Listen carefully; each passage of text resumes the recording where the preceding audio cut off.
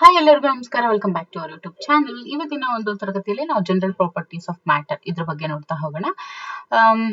General properties of matter ಅಂತ ಬಂದಾಗ first of all matter ಅಂದ್ರೆ ಏನು? ಇಟ್ ಇಸ್ ಅ ಸಬ್ಸ್ಟೆನ್ಸ್, ಹೌದಲ್ವಾ? That has inertia and occupies it space. ಅಂದ್ರೆ inertia means mass. Okay, it has its mass and occupies some physical space ಅಂತ ಹೇಳ್ತೀವಿ. Okay, so ಇದರಲ್ಲಿ ಕೆಲವೊಂದಷ್ಟು ಟರ್ಮ್ಸ್ ಬರುತ್ತಾ ಹೋಗುತ್ತೆ. ಸೊ ಒಂದೊಂದಾಗಿ ನೋಡ್ತಾ ಹೋಗೋಣ. ಮೊದಲನೇದಾಗಿ ಎಲಾಸ್ಟಿಸಿಟಿ.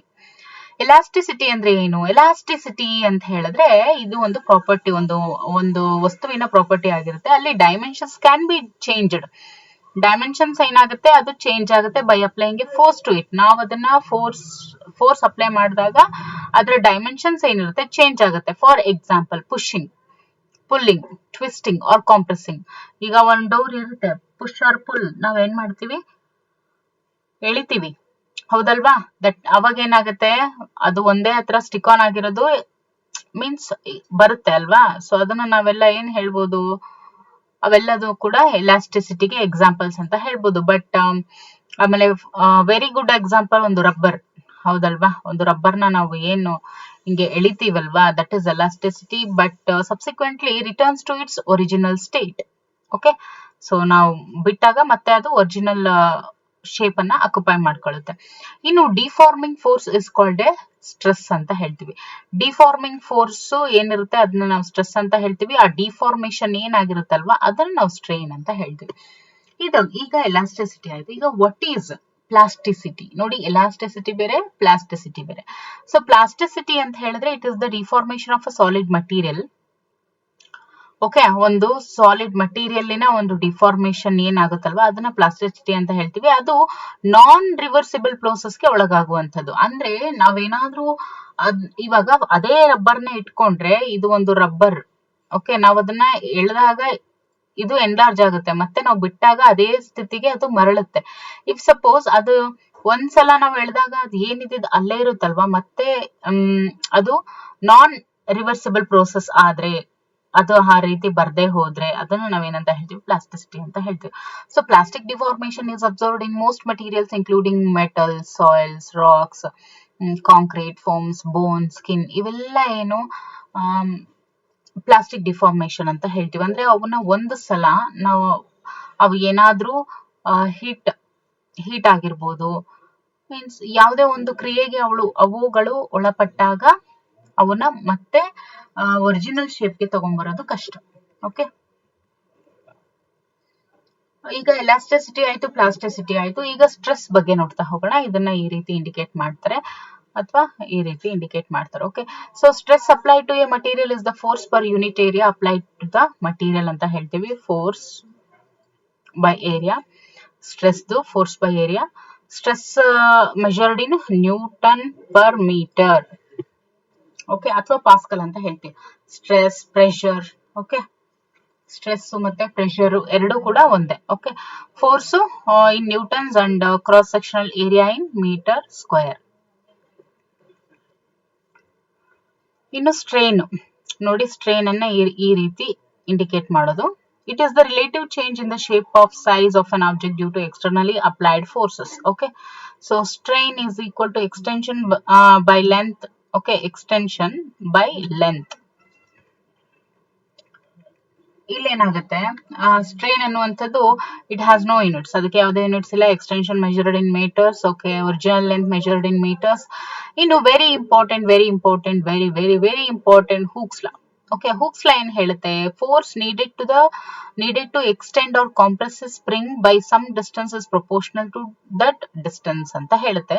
ಇದನ್ನ ಚೆನ್ನಾಗಿ ನೆನ್ಪಿಟ್ಕೊಳ್ಳಿ. ಆಮೇಲೆ ಯಂಗ್ಸ್ ಮಾಡ್ಯುಲಸ್ ಏನ್ ಹೇಳುತ್ತೆ ಅಂದ್ರೆ ಮೆಜರ್ ಆಫ್ ಎಲಾಸ್ಟಿಸಿಟಿ ಏನಿರುತ್ತಲ್ವಾ that is equal to the ratio of stress acting on a substance to the strain produced. ಅದಕ್ಕೆ ಅದು ಈಕ್ವಲ್ ಆಗಿರುತ್ತೆ. ಅದನ್ನ ಯಂಗ್ಸ್ ಮಾಡ್ಯುಲಸ್. ಇದ್ರಲ್ಲಿ ವೆರಿ ಇಂಪಾರ್ಟೆಂಟ್ ಹೂಕ್ಸ್ ಲಾ ಮತ್ತೆ ಯಂಗ್ಸ್ ಮಾಡ್ಯುಲಸ್, ಇವೆರಡರದ್ದು ಸ್ಟೇಟ್ಮೆಂಟ್ ಅನ್ನ ಚೆನ್ನಾಗಿ ನೆನ್ಪಿಟ್ಕೊಳ್ಳಿ. ಯಾವುದು ಅಂತ ಹೇಳಿ ಡೈರೆಕ್ಟ್ ಆಗಿ ಕೇಳ್ತಾರೆ. ಅಂದ್ರೆ means the force needed to extend or compress a spring by some distance is proportional to that distance.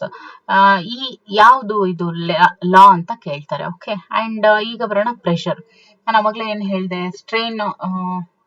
Stress ಮತ್ತೆ ಪ್ರೆಷರ್ ಎರಡು ಒಂದೇ ಅಂತ ಹೇಳಿದೆ, ಹೌದಲ್ವಾ? ಯಾಕೆಂದ್ರೆ ಇಲ್ಲಿ ನೋಡಿ, ಪ್ರೆಷರ್ ಈಸ್ ಆಲ್ಸೋ ಪಾಸ್ಕಲ್, ಹೌದಲ್ವಾ? ಇಲ್ಲಿ ನೋಡಿ, pressure force per unit area, ಹೌದಲ್ವಾ? ಇಲ್ಲೇನಾಗಿದೆ, ಇದು ಕೂಡ ಫೋರ್ಸ್ ಪರ್ ಯೂನಿಟ್ ಏರಿಯಾ, ಹೌದಲ್ವಾ? ಹಾಗಾದ್ರೆ ಏನಿದ್ರು ಡಿಫ್ರೆನ್ಸ್ ಅಂತ ನೋಡ್ತಾ ಹೋಗೋದಾದ್ರೆ ನೋಡಿ, it is defined as force per unit area and it is a scalar quantity. Okay, ಅದೇ ಇಲ್ಲಿ ನೋಡಿ, the stress apply to a material is the force per unit area. ಇಲ್ಲಿ ಏನಾಗುತ್ತೆ, ಸ್ಟ್ರೆಸ್ ಏನ್ ಅಪ್ಲೈ ಮಾಡಿರ್ತಾರಲ್ವಾ ಒಂದು ಮಟೀರಿಯಲ್ಗೆ, force per unit area apply to the material. But ಇಲ್ಲೇನು ಫೋರ್ಸ್ ಪರ್ ಯೂನಿಟ್ ಏರಿಯಾ ಅಂತಾನೆ ಹೇಳುವಂಥದ್ದು. It is defined as force per unit area and its unit is Pascal ಅಂತ ಹೇಳ್ತೀವಿ, newton per square meter. Pressure of an ideal gas. Okay, pressure of an ideal gas ಅಂತ ಬಂದಾಗ, in an ideal gas molecules have no volume and do not interact. Pressure of an ideal mass ಅಂತ ಹೇಳಿದಾಗ ಏನಾಗುತ್ತೆ ನೋಡಿ, ಅದರಲ್ಲಿ ಯಾವುದೇ volume ಇರೋದಿಲ್ಲ and do not interact. Okay, pressure ಏನಿರುತ್ತೆ that varies linearly with temperature, volume and quantity according to the ideal gas law.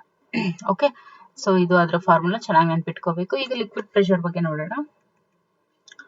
Liquid pressure ಬಗ್ಗೆ ನೋಡ್ತಾ ಹೋದ್ರೆ, pressure in liquid is due to the weight of the liquid acting on the surface of any objects in the liquid. Okay, ಇನ್ನು atmospheric pressure ಬಗ್ಗೆ ನೋಡ್ತಾ ಹೋದ್ರೆ, it is the force per unit area exerted on a surface by the weight of air above that surface in the atmosphere of earth ಅಂತ ಹೇಳ್ತೀವಿ.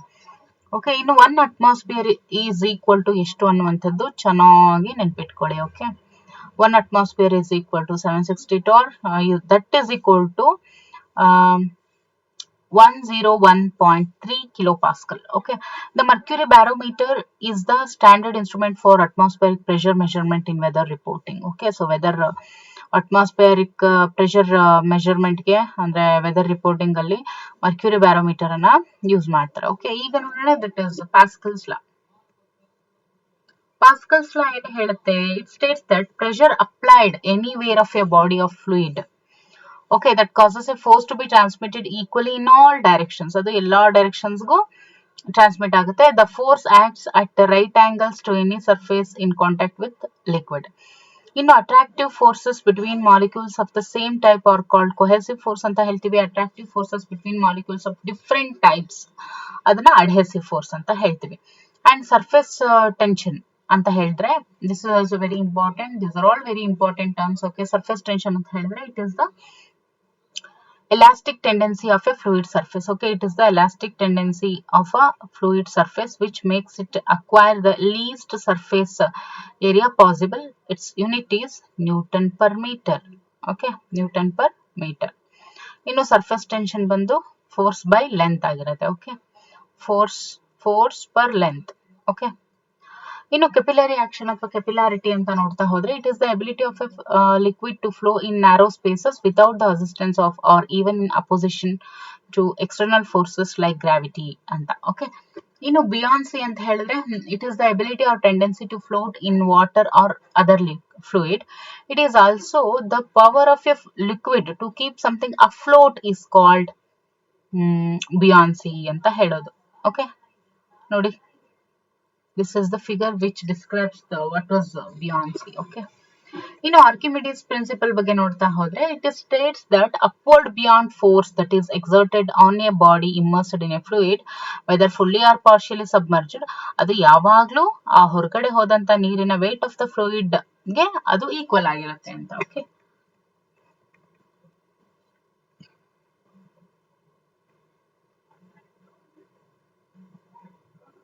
ಈಗ law of ಫ್ಲೋಟೇಶನ್ ಅಂದ್ರೆ ಏನು? ಇದೇನು ಹೇಳುತ್ತೆ ಲಾ ಆಫ್ ಫ್ಲೋಟೇಶನ್ ಅಂತ ಹೇಳಿದ್ರೆ, floating object displaces its own wait of the liquid fluid. Okay, in which it floats ಅಂದ್ರೆ ನೋಡಿ, ಇಟ್ ಸ್ಟೇಟ್ಸ್ ದಟ್ ಒಂದು ಫ್ಲೋಟಿಂಗ್ ಆಬ್ಜೆಕ್ಟ್ ಏನಿರುತ್ತೆ that displaces its own wait of the fluid in which it floats. ಅಂದ್ರೆ weight of floating object is equal to the weight of fluid displaced. ಅಲ್ಲೇನು Archimedes principal ಹೇಳ್ತಲ್ಲ ಅದೇ ಇದು. and mass of fluid object is equal to the mass of fluid displaced. Okay, ಅದನ್ನೇ law of ಫ್ಲೋಟೇಶನ್ ಅಂತ ಕೂಡ ಕರೆದ್ರು. Any changes in the density of the surrounding liquid affects the level in which an object floats. ಇನ್ನು density ಬಗ್ಗೆ ನೋಡ್ತಾ ಹೋದ್ರೆ, it is its mass per unit volume. The symbol used for density is ಈ ತರ. Okay, where ಅಂದ್ರೆ ಇಲ್ಲೂ ಕೂಡ ಇದು like rho is equal to m by v. So where p is the density and m is andre rho ಅನ್ನುವಂಥದ್ದು density, m ಅನ್ನುವಂಥದ್ದು mass, v ಅನ್ನುವಂಥದ್ದು volume. Okay, its unit is kilograms per cubic meter. If we take a cubic centimeter of some commonly known substances, we can see that they weigh different amounts.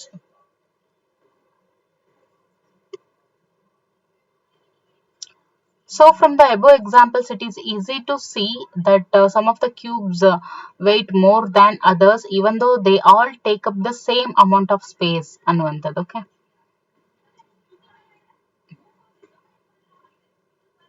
so ಈ ಒಂದು table ಏನಿದೆ ಇದನ್ನ ನೋಡ್ಕೊಳ್ಳಿ. Okay,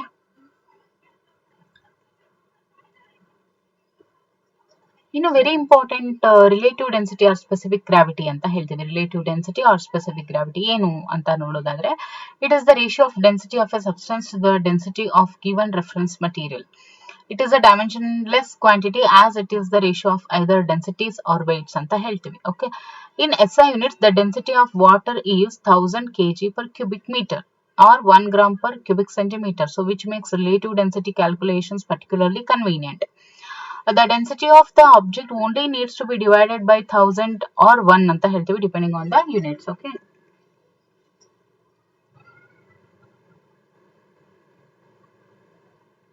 ಇನ್ನು ವಿಸ್ಕಾಸಿಟಿಗೆ ಬರೋದಾದ್ರೆ, it is a fluid's resistance to flow ಅಂತ ಹೇಳ್ತೀವಿ. ವಿಸ್ಕಾಸಿಟಿ, ಇವಾಗ ಫಾರ್ ಎಕ್ಸಾಂಪಲ್ ವಿಸ್ಕಾಸಿಟಿ ಅಂತ ಯಾರಿಗಾದ್ರೂ ಗೊತ್ತಿಲ್ಲ ಅಂದ್ರೆ ಅನ್ನೋದಾದ್ರೆ, ಅಂದ್ರೆ ಡೈಲಿ ಲೈಫ್ ಅಲ್ಲಿ ನೋಡೋದಾದ್ರೆ, ಈಗ ಕೊಬ್ಬರೆಣ್ಣೆನ ನೀವು 2 ಬೆರಳಿಂದ ಟಚ್ ಮಾಡಿ ಅಂಡ್ ಅದೇ ಹರಳೆಣ್ಣೆನ ಟಚ್ ಮಾಡಿ, ಅಂದ್ರೆ ಅವೆರಡಕ್ಕೂ ಇರೋ ವ್ಯತ್ಯಾಸ ಇದೆಯಲ್ಲ, ಅದನ್ನೇ ಹೇಳೋದು ದಟ್ ಇಸ್ ವಿಸ್ಕಾಸಿಟಿ ಅಂತ. ಅಂದ್ರೆ ಹರಳೆಣ್ಣೆಗೆ ವಿಸ್ಕಾಸಿಟಿ ಜಾಸ್ತಿ ಇರುತ್ತೆ. Okay, so that is what fluids resistance to flow ಅಂತ ಹೇಳ್ತೀವಿ. So fluids become less viscous as the liquid's temperature increases.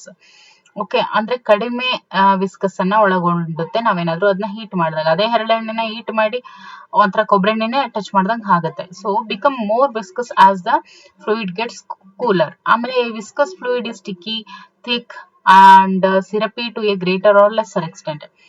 Its unit is the Pascal second. 1 Pascal second is equal to 10 poise ಅಂತ ಹೇಳ್ತೀವಿ. That is equal to 1000 millipascal second ಅಂತ ಹೇಳ್ತೀವಿ. So 1 centipoise is equal to 1 millipascal second. ಇನ್ನು treacle is quite viscous but water is not. Hot engine oil is less viscous and runs more quickly and smoothly than cold engine oil. Okay, ಇನ್ನು Bernoulli's principle. Okay, Bernoulli's principle ಏನ್ ಹೇಳುತ್ತೆ? It states that a rise in pressure in a flowing fluid. Okay, ನೋಡಿ, a rise in pressure in a flowing fluid must always be accompanied by a decrease or increase in the speed, and conversely if an increase in the speed of the fluid results in a decrease in the pressure ಅಂತ ಹೇಳುತ್ತೆ Bernoulli's principle. NCERT ಲಿ ಏನಿದೆಯೋ ಆ ಒಂದು definition ನೀವು refer ಮಾಡ್ಕೊಳ್ಳಿ. It states that pressure energy plus kinetic energy plus datum, or ಅಂದ್ರೆ ನೋಡಿ datum and potential energy both are same, that is equal to constant ಆಗಿರುತ್ತೆ. ಅದನ್ನೇ ಬರ್ನೌಲಿಸ್ ಪ್ರಿನ್ಸಿಪಲ್ ಹೇಳುತ್ತೆ. ಅಂದ್ರೆ pressure energy okay plus kinetic energy plus potential energy, ಅಂದ್ರೆ kinetic plus potential plus pressure energy ಏನಿರುತ್ತೆ that is equal to constant ಆಗಿರುತ್ತೆ. Okay, ಅದನ್ನ Bernoulli's principle ಹೇಳುತ್ತೆ. ಇನ್ನು ಪಿರಿಯಾಡಿಕ್ ಮೋಷನ್ ಬಗ್ಗೆ ನೋಡ್ತಾ ಹೋದ್ರೆ it is the motion repeated in equal intervals of time. So it is performed, for example, by a rocking chair, a bouncing ball, and a vibrating tuning fork, a swing in motion, the earth in its orbit around the sun, and a water wave. ಇವೆಲ್ಲವೂ ಕೂಡ these are the very good examples of periodic motion. ಇನ್ನು simple harmonic motion ಬಗ್ಗೆ ನೋಡ್ತಾ ಹೋದ್ರೆ, simple harmonic motion ಏನ್ ಹೇಳುತ್ತೆ? It is the back and forth motion that is caused by a force that is directly proportional to the displacement. So the displacement centers to an equilibrium position ಅಂತ ಹೇಳುತ್ತೆ. ಅದನ್ನೇ simple harmonic motion ಅಂತ ಹೇಳ್ತೀವಿ. And ನೋಡಿ, ಇದರಲ್ಲಿ very important the negative ನೋಡಿ, one of the simplest type of simple harmonic motion is Hooke's law. ಅವಾಗಲೇ ನೋಡಿದ್ವಲ್ಲ Hooke's law, that is the simplest type of simple harmonic motion ಅಂತ ಹೇಳ್ತೀವಿ. This is primarily in reference to springs ಗೆ ಮಾತ್ರ. Okay, and negative sign only tells us F is what is restoring force. ನೋಡಿ ಅಲ್ಲಿ negative sign ಏನ್ ಹೇಳುತ್ತೆ, restoring force, and is that it works in opposite direction ಅಂತ. ಅಂದ್ರೆ negative sign ಇತ್ತು ಅಂತ ಹೇಳಿದ್ರೆ that is said to be that is it is acting in or works in the opposite direction of the displacement ಅಂತ. In a very important oscillatory motion, it is a motion that repeats itself in a regular cycle. For example, a sine wave or pendulum ಇವೆರಡು ಏನು oscillatory motion ಗೆ example. The time taken for an oscillation to occur is often referred to as the oscillatory period ಅಂತ ಕೂಡ ನಾವು ಕರಿತೀವಿ. And simple pendulum, what does it mean? ನೋಡಿ, simple pendulum ಅಂತ ಹೇಳಿದ್ರೆ the period of swing of a simple gravity pendulum that depends on length, local strength of gravity, and to a small extent on the minimum angle that the pendulum swings away from vertical. So theta 0 ಏನಿರುತ್ತೆ that is called amplitude ಅಂತ ಹೇಳ್ತೀವಿ. It is independent of the mass of the body. If the amplitude is limited to small swings, the period t of a simple pendulum, the time taken for a complete cycle is ಇದಾಗಿರುತ್ತೆ. Okay, so ಈ T ಅನ್ನುವಂಥದ್ದು period in seconds, ಈ L ಅನ್ನುವಂಥದ್ದು ಏನಿದೆಯಲ್ಲ length of the rod or wire ಅಂತ ಹೇಳ್ತೀವಿ in meters or feet. ಇನ್ನು G ಅನ್ನುವಂಥದ್ದು acceleration due to gravity, that is 9.8 into 9.8 meter per second square. And for small swings ಏನಾಗುತ್ತೆ, the period of swing is approximately the same for different sizes. Okay, that is period is independent of amplitude. This property is isochronism ಅಂತ ಹೇಳ್ತೀವಿ. This is very important. ನೋಡಿ, isochronism ಅಂದ್ರೆ ಏನು ಅಂತ. ಏನು isochronism ಅಂತ ಹೇಳಿದ್ರೆ the period of swing is approximately the same for different size. ಅಂದ್ರೆ period is independent of amplitude ಆದ್ರೆ that is isochronism. Okay, this is the reason pendulums are so useful for timekeeping. Okay, this is the main reason. So ಇದ್ರ ಬಗ್ಗೆ applied questions ಕೇಳುವಂತದ್ದು. ಇನ್ನು successive swings of the pendulum even if changing in amplitude take the same amount of time, ಅದು ಕೂಡ same. And larger amplitudes ನೋಡೋದಾದ್ರೆ the period increases gradually with amplitude, so it is longer than given by equation. So for example, at an amplitude of theta 0 that is equal to 23 degree, it is 1% larger than given by ಅಲ್ಲೇನು equation ಕೊಟ್ಟಿದಾರಲ್ವಾ. Okay, ಇಲ್ಲಿ ಇದಕ್ಕೆ related. Okay, the period increases asymptotically, means to infinity, as theta 0 approaches 180 degree. Okay, so because the value theta 0 is equal to 180 degree, so it is an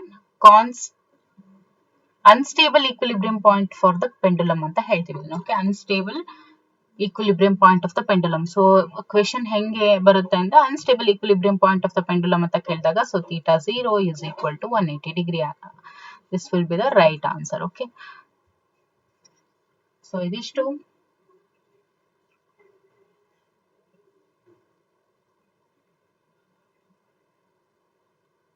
ಯಾವ್ದ್ರ ಬಗ್ಗೆ ಆಗಿತ್ತು, general properties of matter. ಇದರಲ್ಲಿ ನಾವೇನ್ ನೋಡಿದ್ವಿ, elasticity, plasticity, stress, strain, pascal means pressure, surface tension, capillary action, buoyancy, liquid pressure, atmospheric pressure, Archimedes principal,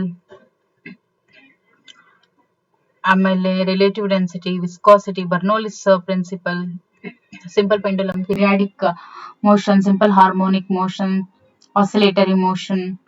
Okay, and simple pendulum for small swings and for larger amplitudes ಇವೆಲ್ಲವನ್ನ ನೋಡಿದ್ವಿ. Okay, ಇನ್ನು ಮುಂದಿನ ತರಗತಿಯಲ್ಲಿ wave ಬಗ್ಗೆ ನೋಡ್ತಾ ಹೋಗೋಣ. Okay, thank you for watching.